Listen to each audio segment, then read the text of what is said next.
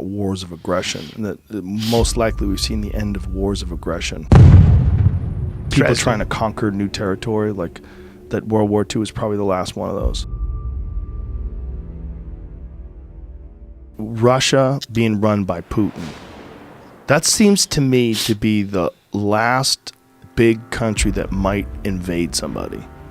Like Russia being run by Putin, you could almost see him pulling a Crimea somewhere else in the world. You could almost see him. I think Russia, and I think the history of Russia, just great people, like great people. The Russian people who suffered maybe more than anybody in the 20th century, but great people and industrious and everything else. But they're run by a gangster. Well, it's not just that they're run by a gangster, yes, but sometimes the way a populace thinks about certain things can inform their destiny. So think about this. If you were always invaded and you had a flat topography and tanks could roll in, German tanks, whatever it is, and you paid such a price for that. Again, I told you when I went there in 1985, you didn't see any old men.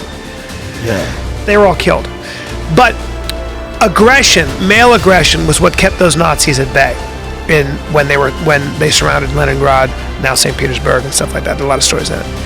And I think that when you've been traumatized to the extent that Russia has been traumatized, certain strengths, the ability to stand up against aggression and to be brave and powerful, those become, that becomes the commodity. That's the guy that gets all the money, all the women, all the, whatever.